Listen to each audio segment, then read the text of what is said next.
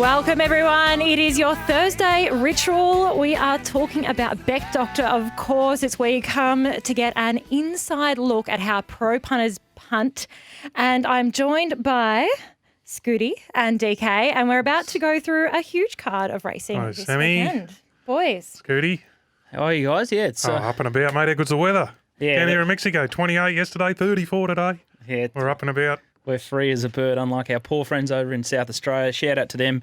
Lucky the punt's still going, and especially over this side of town. But it was a great weekend, and I think the highlight of my weekend, maybe 3 or 4 months ago, we spoke about how Origin and the Masters and the racing would all just, descend upon, this November betting frenzy for sort of like 10 or 20 days. And I think it's just absolutely delivered on all fronts. Like Adam Fraser last week, he tipped DJ in everything possible. He had him Marc favourite. He was against Spieth again. I think he tipped up 5 winners on the show, which was phenomenal. Great insight, wasn't it? How good? And then the Origin last night, we had Top Rope on a little YouTube show yesterday and all over Twitter. And he's tipped up. In the Maroons? He tipped the plus, he tipped the under 41.5, and he tipped Munster. And then it was just amazing. So we've had a feast of racing. Got the Fletcher Files just absolutely on fire. We'll talk about that. How's the Fletcher Files yesterday? Right, how good? Hey? How good? So Saturday, I'm there and get the Fletcher Files. You know what I warmed to? Darwin. Oh, hey? what price are these things at Darwin? $1.09. Morals on the dirt at Darwin.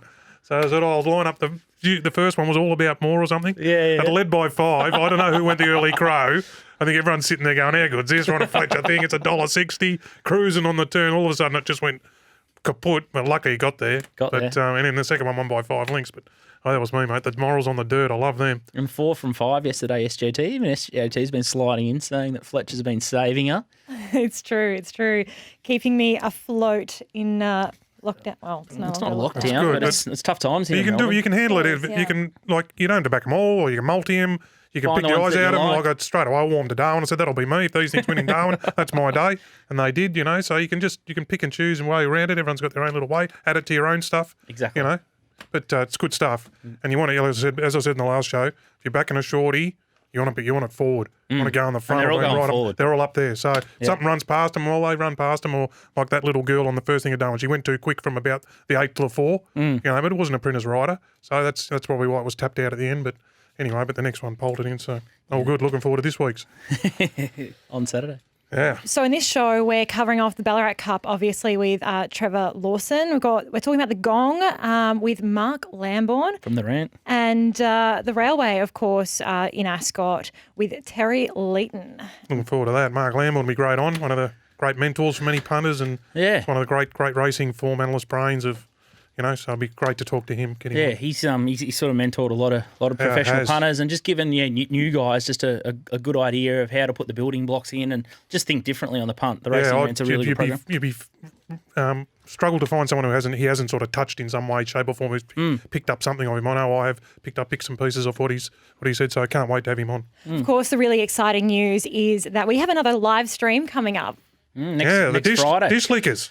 Yeah, well, we've found found 2 of the best sort of lone wolf punters, and I think they sort of run their own race, but these guys are dynamite. If they can get a good starting bank, I think the handbrake's going to be off. I've spoken to Troy Little and Paddy McKenna, the 2 guys involved, and that they're gonna bet up. So the feedback that we got from the last 2 streams were punters want us to sort of go all in and go as hard as possible, and knowing Troy just wants to do as much damage to bookmakers as possible, and he does. And Paddy, everyone I've spoken to, they kind of tremble by his name. Exactly. And then Paddy McKenna, I call him the Tom Cruise of greyhound betting. He's not a bad looking rooster. This bloke, he's probably 6'2", and I think Sammy might have eyed him off at a couple of Betfair functions as well. But he can massive box sticker there. He's been on the show before, so we'll talk to him in a sec too. But so it's going to be the Melbourne Cup, is it? Melbourne Cup of Dogs next Friday, Sandown. So there's 12 races of the dogs. We might have some special guests. So it's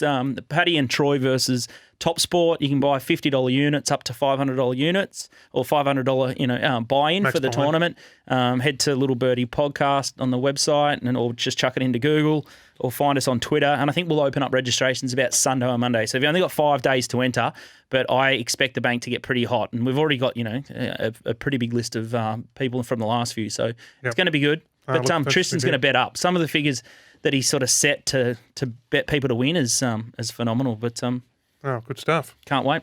It's going to be exciting. First, let's have a chat to Paddy McKenna. He is one of our guys, actually. So, Paddy, welcome to the show. Thanks for having me. Paddy, we're probably more racing folk in here. What's the Melbourne Cup of Dogs? How big is that race? They call it, the greatest race on earth. Is that sort of a bit of marketing spin, or how do you rank the race in sort of stature? Oh, no, it's an unbelievable race. I think the thing is that, you've got 8 heats, so you've got sort of basically 64 dogs having a crack. You've got to win the heat to get in, so it's sort of, I don't know, the best of the best, I guess you'd say. So, yeah, I mean, the challenge to it is winning the heat and then getting yourself into the final, really, because even though the heats are ranked, as in they seed sort of the top 8 dogs to give them all a good chance to get in, it's still pretty hot racing. And so tomorrow night ends up being probably a bit like your Derby day. You end up with 64 of the best dogs hitting it out, trying to crack into the final next week. Sounds big. Yeah, so I guess how do you attack the form, and is it because it's that sort of format? Is there any different sort of angles to the way you'd look at a card like tomorrow night? No, not really. It's probably a little bit harder just because they are all so good. So it's a bit like, I don't know, probably a bit like Cup Week. They're all primed, they're ready to go. So it can be a little bit more difficult. But I think, tomorrow night, it'll be interesting tomorrow night because I think a few of the highly rated runners have got sort of some sticky draws. Handsome Prince has drawn outside something that wants to hit the outside fence. Same with Tommy Shelby. Hardstyle Rico's got box 8 at Sandown, which is typically speaking absolute poison because it's very hard to get across on the short run to the first turn. So a few of the highly touted ones might have their work cut out. So hopefully we can, sort of find something to work around them. Before we get into your best bets for tomorrow night, how do you feel about a potential sort of $100,000 betting bank and going sort of arm in arm with Troy? Who's going to be steering the ship, and do you think it's going to be easy to agree on runners? And how confident are you of taking down Top Sport? Oh, we're very confident, Troy and I, but you've got to be in the punting game. You need an opinion. So, we're pumped about it because we probably do maps and sort of bet in a very similar manner. We both sort of map betters and try and work out, where dogs are going to fall in the run and then what their sort of winning chances are according to that. So I think we'll probably find very similar dogs, and then it's going to be good to swing hard. We go hard or go home sort of stuff. So we hope to pin the ears back and have a red hot crack. A little, bit of even luck. You should be right. Let's get to some of your best bets just to start building a bank for tomorrow night, so the punters can sign in and register on Sunday or Monday for the stream. What do you like tomorrow night?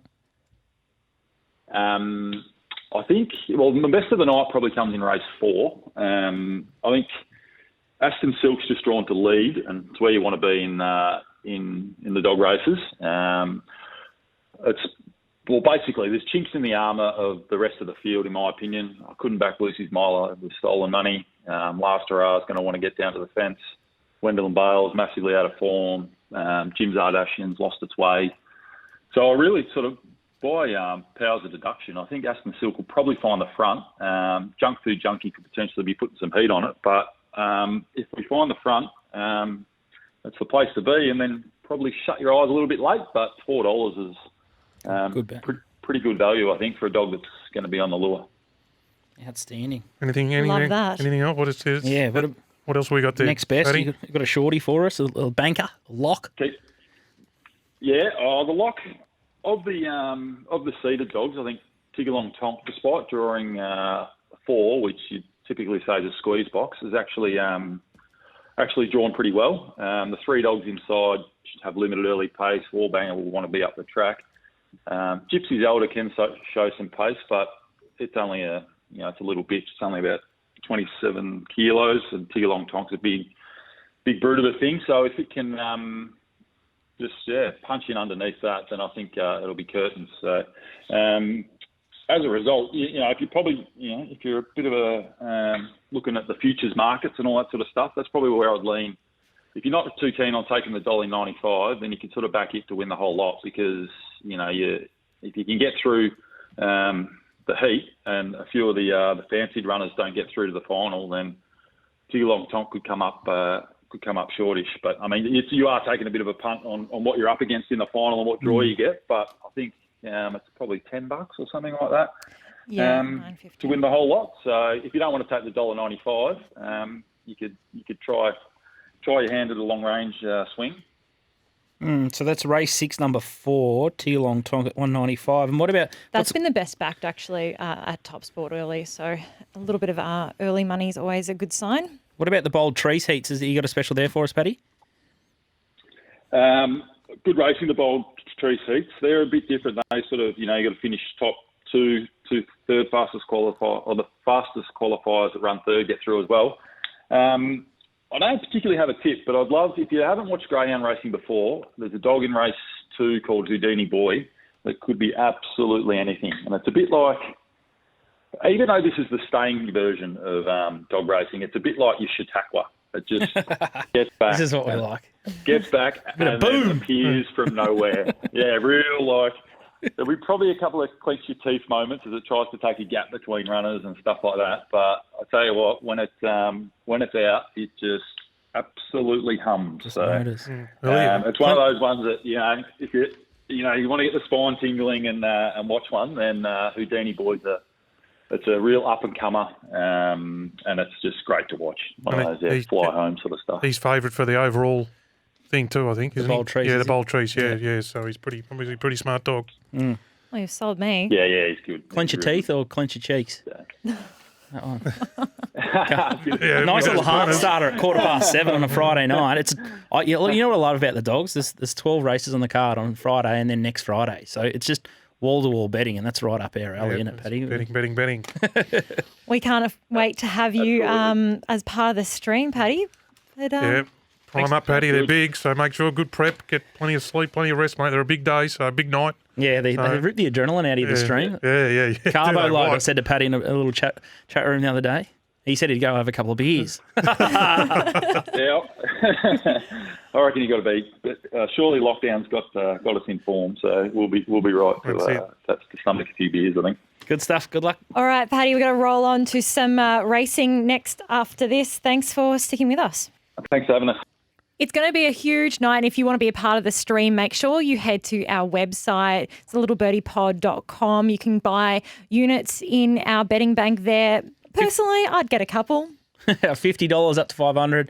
I know a couple of pro mates who are just going to go max chips in. They've got blind faith in Troy, and I know how good Paddy is. So yeah, head to littlebirdie.pod.com or just type in Little Birdie into Google and you'll find us. We'll probably open registration around Sunday or Monday. We'll sign up to our email list. But yeah. Top Sport, you'll need a Top Sport account just to be compliant there. Hey, next up we're talking about the Ballarat Cup with Trevor Lawson.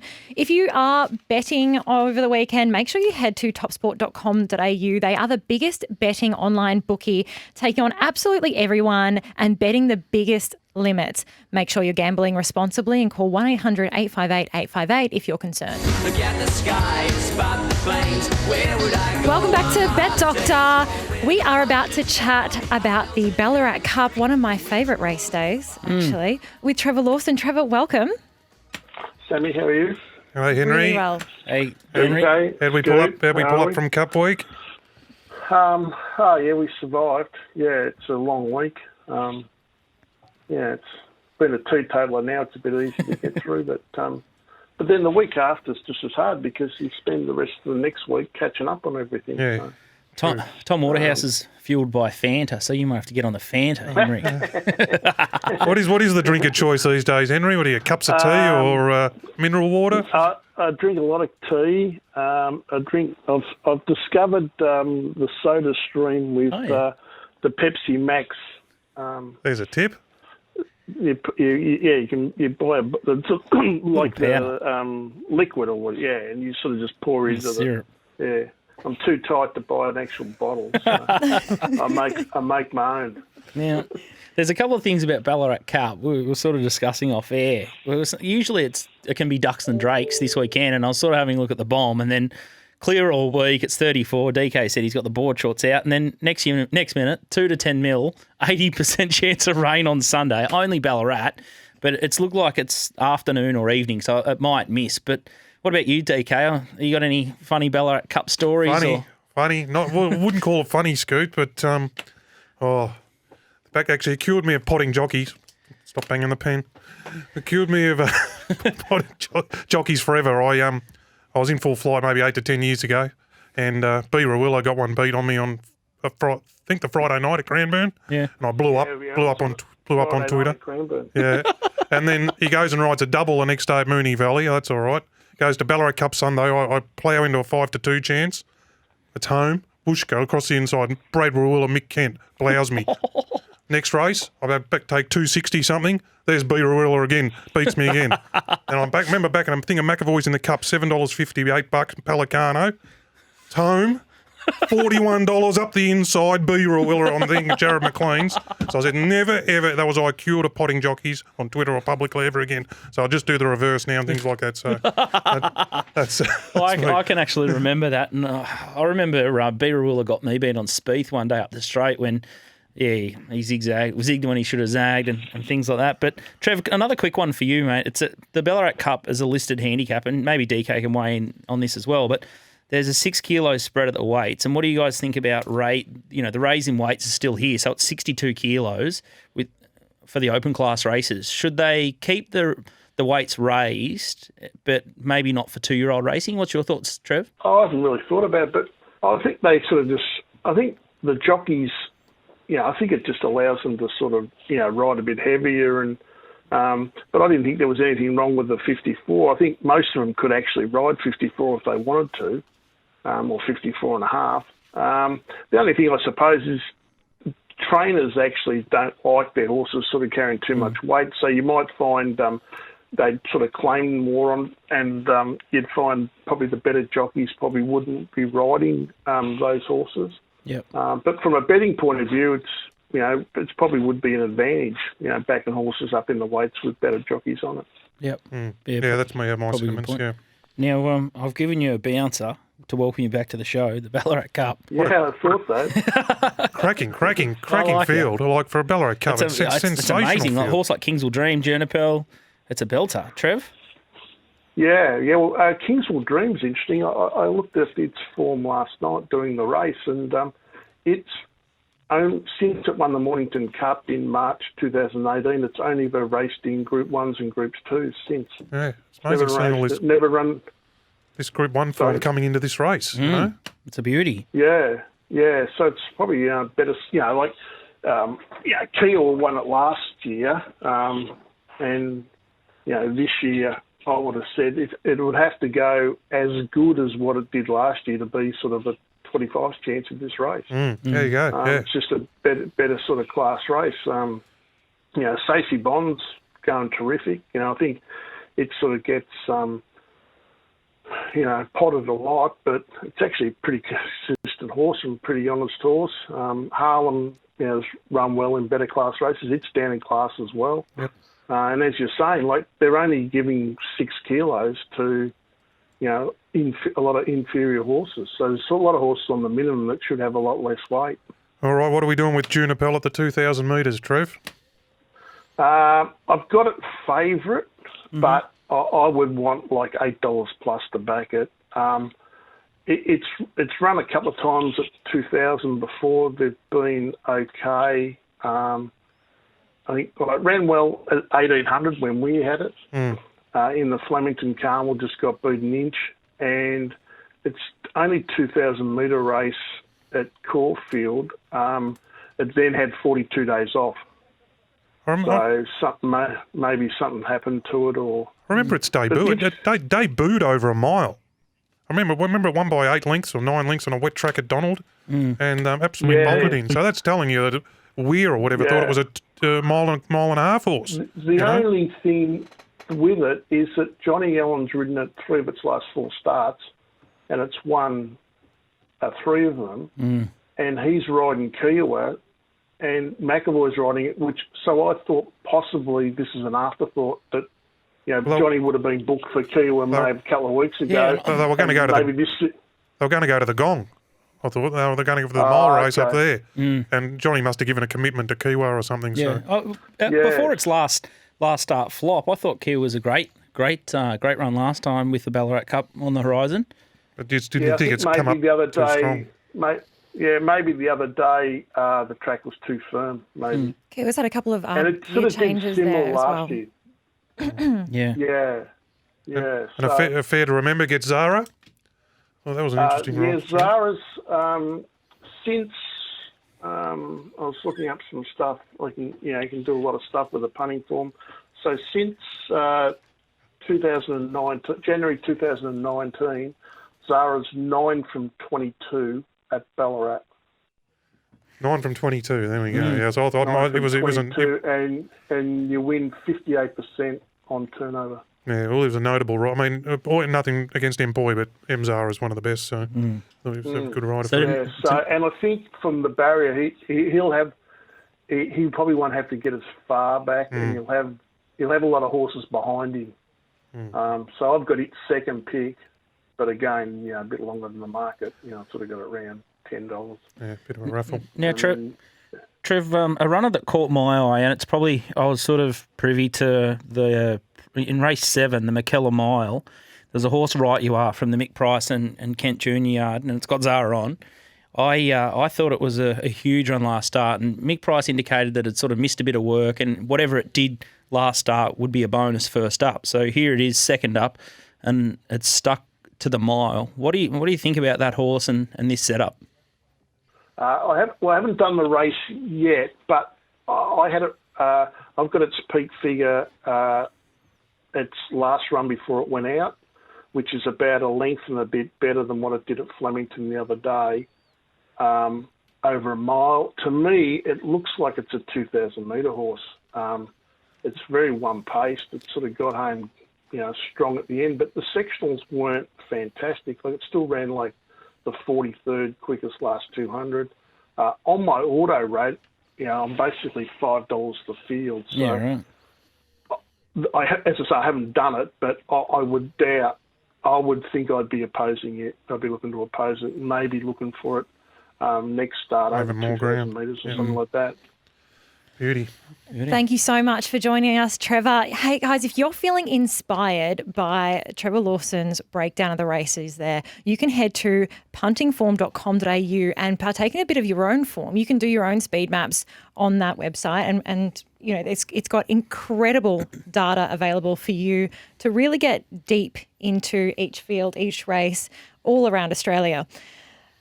Yeah, like the sectional breakdowns, Trev's just mentioned it was the 43rd fastest last time, Right You Are, and you can just filter and you can do all your post-race and, it's got every split, you got different benchmarks. So what he's saying there is if you're going to back that horse staying at the mile, you want a bit more sprint in its legs. Yep. You probably want it coming home around the 20th, I would think, for that sort of 20th fastest. If he's coming home plodding a bit towards the end, it's telling you he wants more ground.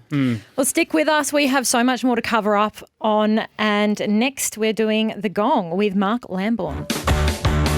Welcome back to Bet Doctor. I'm Samantha Jane Todd. I'm here with Scoot and DK. What happened about today? We are indeed. I've had 2 Panadol for breakfast, so I'm firing. and flying too. They work, Sammy. They work.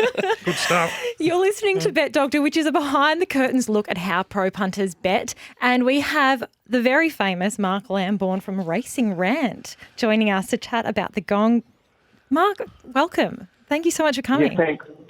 Thank you, Sammy, and hello, Scoot and DK.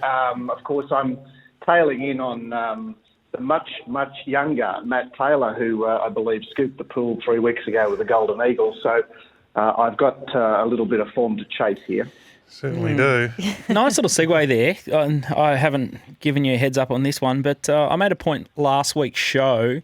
Marc, do you think the Golden Eagle is robbing the Flemington Carnival of its star 4-year-olds? Has St. Peter's wicked plan worked? It certainly has. In relation to the Cantala Stakes, and obviously the Racing Victoria has messed, and the VRC have messed around with that particular setup. The McKinnon going back a week and the Cantala coming forward a week, and then PVL has stepped in there and put on this very expensive race for 4-year-olds, which it didn't look that great this year, the Golden Eagle. It certainly looked a lot better last year. But when you consider that the much-maligned Yulong Prince emerged there as the winner of the Cantala, I'm thinking, that's a substandard Group 1. Nonetheless, it's a rock-solid race. It's a nice deep race, but it doesn't look like a headline race. That's what I thought. And even just the support races around, I just thought, where are all these 4-year-olds? And then when I went back through the fields, I just thought they've all ended up at the Golden Eagle. And I guess, look, a nice little segue into the Gong as well. Here they are. There's half a dozen pretty solid 4-year-olds that you usually see at Flemington, and here they are for the Gong. They've got a good race. So it's another $1 million race. Another week, another $1 million race. Yeah, standalone out wide. You'd say that the Hunter last week didn't look like $1 million race. Agreed. Is closer to it. We're not very happy about the amount of prize money that's chucked around here. It's punters' money, and it's confetti. It's just being thrown around with gay abandon. But nonetheless, this race this weekend has worked because we've actually managed to get 4 of the horses back for the Cantala, and it remains a Group 1, and this race has no status at the moment. We've got 3 runners out of the Golden Eagle, and when you consider last year that the 2 runners of the Golden Eagle both started 100s and 200s in the Golden Eagle, and the military zone was hard in the betting in the Gong, you realise that Dawn Passage creds as probably the best run in the Golden Eagle coming into this race, meaning that this race has stood up particularly well. And I thought I just had a quick squeeze of it, and my untrained Sydney eye, I thought Rock was right in the mix and had a really good setup. I thought Bottega, again, I tipped it up a couple of weeks ago at 30s, and I thought Back to Dry, it might be better suited, and I couldn't find a negative for Dawn Passage either. There was just so many chances for me. Okay, so Dawn Passage has got the headline run. He's got this run where the Rosehill played a bit towards the fence. Obviously, it was raining through the day, so this race wasn't as compromised as the earlier races. But nonetheless, Dawn Passage was second up and in the wrong spot, and had the temerity to sit wide without cover and be in the finish. He's had a trial since at Wyong. He has drawn Gate 1, which is a bit ick. It's sort of, it sort of forces his hand a bit. And the other factor that is not working that well for him is that the stable is just off the boil a little bit at the moment. Nonetheless, he comes in here as a 4-year-old, third up. His first try at a mile, but all systems go. He must be the top pick. The wild card in the race, and James Cummings showed you how well he handled the Golden Eagle with Colette, who I would have thought was a second-tier horse. But nonetheless, he managed to find her program perfectly. You've got a horse called Asiago here, which ran 100s in the mire. Now that doesn't look like an SP that you want to use here in this type of race. But she's come back from the mire into the Hunter last week in a slowly run race that built through the race, and she looked to get a good spot and just sort of whacked away and finished just behind the place getters. But that 1,300 metre run with a dash home, with a 7-day backup, and back to the scene of her Keith Nolan Classic win, she has got a very, very nice looking setup. When you talk about the runners from the Cantala, and we've got the 4 of them there, 2, 3, 4 and 5, and Rock, his Sydney runs, they're a bit touch and go. He's got some nice short SPs in Sydney, but he does look to have to go back here again. Cascadian is the gay deceiver, but does get Nash. And then you've got the real wild card, which is Olmedo. Chris Waller's taken over the training of this. He resumed at the mile in the Cantala. He'd only had 1 run in Sydney, 1 run in Australia previously for an unknown Gold Coast trainer.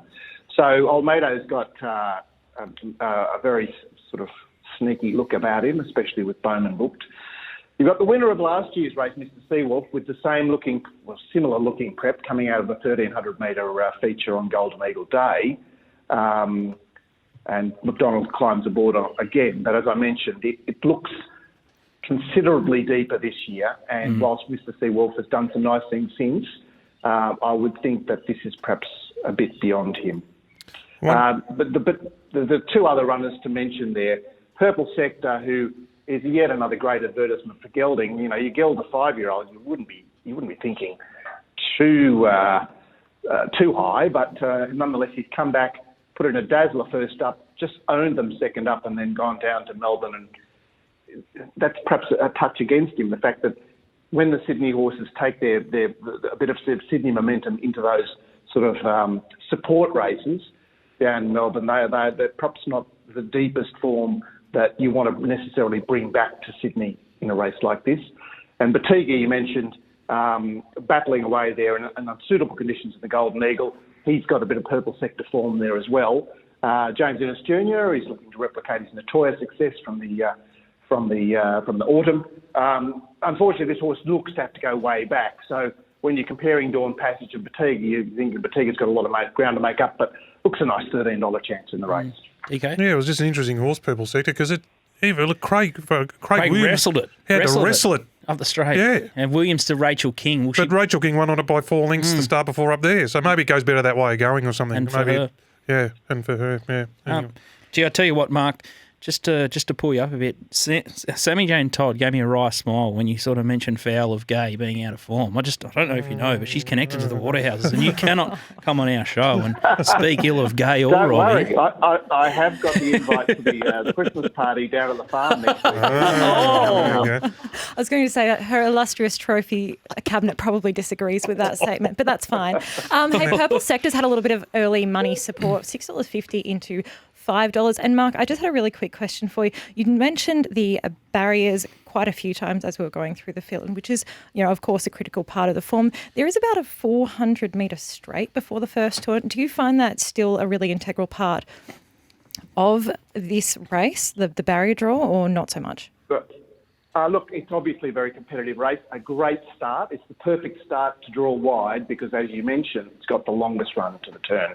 So you've got plenty of options there if you've got a horse that's drawn wide. Archidemus looks the likely leader from a wide gate, and you've got Positive Peace to poke up from the inside. So they look like the horses that are going to obtain forward positions early. And as far as the other wide draw horses are concerned, it seems unlikely that Batiga would go forward from the wide gate, and as I mentioned, Rock, he doesn't really. He's going to be ridden quietly here.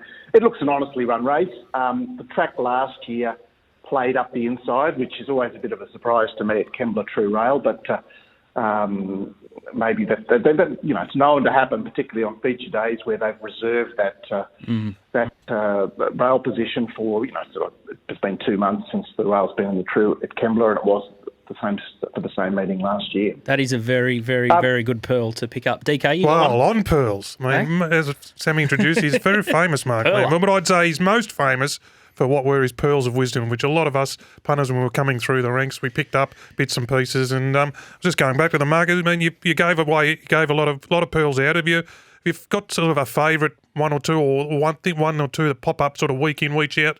We told you in really good stead. We knew the 1,000-metre Island. We knew the Golden Switch and things like that. Yeah, well, look, obviously they have their time in the sun, don't they? So you've got to keep. Some people call them edges. You've got to keep looking for new ones. And the thing that I'm focusing on at the moment is horses that are going up in distance, coming out of races that are building in tempo. So I mentioned to you Asiago out of the Hunter, a race that didn't have a lot of early tempo and got faster as the race went along. And I think those horses are particularly suited going up in distance because they're not over racing early in the slower tempo of the longer distance, because you go up in distance, horses are slower. Yep. So they're not sort of going, oh shit, they're going a bit slowly for me because I'm coming out of a slow race. And then they've also got the added fill up of that sprint, that freshness, that sort of zing that last start in the building race has given them. So I'm looking through the form guide, and whilst Asiago is not one of my headline horses, she's not a horse that I have a particular soft spot for, but what I'm looking at is the 7-day backup out of the building race.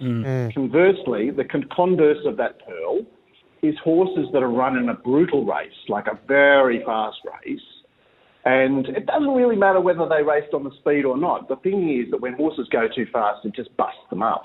Buffalo if they River. can have sort of... I can have 3... Yeah, if they had sort of 3 weeks or more off, or even a spell, it'd be nice, but at least 3 weeks off, and maybe come back in distance off that bit of a freshen up. I think those horses can be the converse of the Pearl that I just mentioned there. That's good stuff. That's my current go. That's my current go-to. Current go. I think you're all over it, Mark. And when I flicked through the Kembla card, I thought it was one of a really, really strong Kembla card. So the trainers have supported that. And if you want to hear Mark's full rundown and the guys from the Racing Rant, these guys have no holds barred, fearless commentary on Sydney racing. So check out Racing Rant. Irreverent. Insightful. Yeah. But Very good. insightful Very educational. too. Yeah. Yeah, extraordinary. A bit of everything. Looking at things in a different way, and that's what pro punters seem to thrive on. Mark, it's been an absolute honour having you on. Thank you. Oh, well, thanks for having me on, Sammy, and I'll look forward to seeing you at the Gaze property someday. Thanks, Rod. Indeed. Don't forget, we've got another live stream coming up for you on Friday, the 27th. It's a Greyhound event. It's the Sandown Melbourne Cup meeting. We've got Troy Little and Paddy McKenna, $50 minimum unit buy-in, up to $500. Live stream. We'll film it all. It's going to be fun. It's going to be a Big Brother House style live stream again. Head to our website to buy in. It's littlebirdie.pod.com. Stay tuned. Next up, we're going to WA to look at the Group 1 Railway Stakes. With Terence. Welcome back to Bet Doctor. I'm your host, Samantha Jane Todd. I'm here with Scoot and DK. And we're heading west because we know our punters love to chase. We love to finish off Gamble strong. responsibly. We love to finish off strong out in the west. And we've got none other than Terry Leighton here with us to tip us into a few winners. The Railway Stakes, Group 1. Hi, Terence. G'day, guys. Thanks for having me again. Mate, it's a cracking Railway Stakes. I've had a look at the field. It looks like half a dozen chances. And the favourite, I think SJT, is KC. It was hammered first up and then... Second favourite. Inspirational Girl's the favourite. Oh, second favourite, sorry. Yep. Yeah, KC was hammered first up and then one last start. What are you thinking with that runner? And Sammy Jane Todd's horse, Kamantari, goes around again. It's just it's like the village idiot, isn't it? It's the sort of the clown. Yeah, it's a bit like me. It's a bit like me. It turned into a really deep railway actually. A few weeks ago, I was looking quite thin before Too Close to Sun through his hat in the ring, and Truly Grace, another one of the Bob Peters runners, through his hat in the ring. But with KC, it's important to note Stevie Parnham unfortunately had a fall yesterday at Ascot, and he won't be riding. KC. No, so his partner KC had all of her career starts to date, sorry. So it's likely Jason Brown will take over. So that's got to be a major negative for KC, the new jockey going on. But I'm pretty keen on the favourite. I've been tipping it for the last sort of 6 weeks to anybody who will listen to me, who isn't that many these days. But I've been pretty keen on her. She has basically the exact same profile as a horse like Galaxy Star, who's also a Cerise and White Bob Peters runner. She was 10 wins from her 12 starts heading into this. Inspirational Girls won 8 from 10. Both losses, she's had plenty of excuses in both losses, being fresh at the 1400 and flashing at them late. But this just profiles to me as your Railway Stakes winner. We couldn't have got a better barrier draw for her either. And W. Pike back on. He's back home. Happy to see him. He is. Yeah, I think he's out of quarantine either Friday or Saturday morning, so he actually won't. Yeah, so he's got a few warm-up rides. I think he's got, understandably, a ride in every race on the card. But, it'll be his first day back in the saddle over here. But the way this race is shaping up, it should be a fair old whack out in front with a lot of the speed drawn out wide. And I reckon at the 150, you might think you're in a bit of trouble. But I think she'll sail past, and I'm pretty keen. And I think the price is still there as well. So there's only 4 mares that have managed to win this in the past 31 years. You're suggesting it's going to be 5?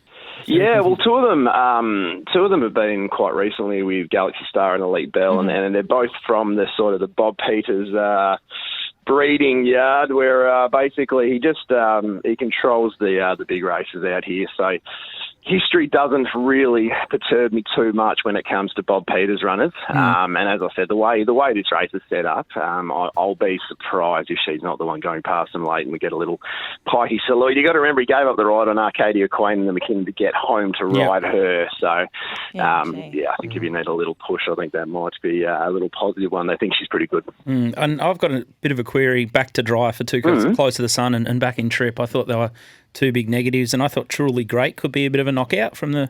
Yeah, 100%. Too Close to Sun's probably going to have to wander across and land in the breeze at best. You're going to have Gaylord Chop and dance music probably 3 deep the trip. Listening to Bob the other day, it sounds like he's going to go forward with Truly Great and try and find a spot and cover on speed. If he manages that, he's come from nowhere, Truly Great, in his last few runs, but there isn't a horse that travels better in the run than Truly Great. So if he finds cover on speed, down on the 53, he'll be super hard to get past late, but it's a big if whether he can come across it and find some cover from the sticky gate. And in the Guineas, you've got Gemma's Son going back to its own age group. I thought it was not a bad run considering last time. What were your thoughts in the Guineas? Who you got on top?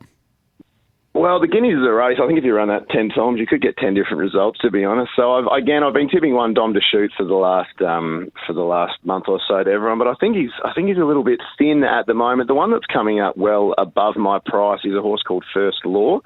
I think he's currently around the $13 mark with Top Sport. He has the one that has probably the most things in his favour. The shades have gone on, which Simon Miller has waited for this race to do. So he's got the tactical speed to land closer to the speed, while a lot of the fancies have drawn wide. Dom to shoots in 9, Gemma's Son's 13. If Pikey's gets a run, Pikey's actually on the first emergency, and he's a chance of not getting a ride in the Group 2, amazingly, over here. So if they all go back and First Law can land somewhere near the 1-1, which I think he will, I think he can be the knockout blow at around about that $13 mark. Nice bit Terry, I'm going to have to wind you up there. That's all we've got time for. Unfortunately, I had a million other questions for you, but maybe I'll hit you up on Twitter instead. Thanks, guys. Thanks for having me. You can find him on Twitter on @Perth Racing. What a massive segment. Yeah, it's been lightning quick show yet again.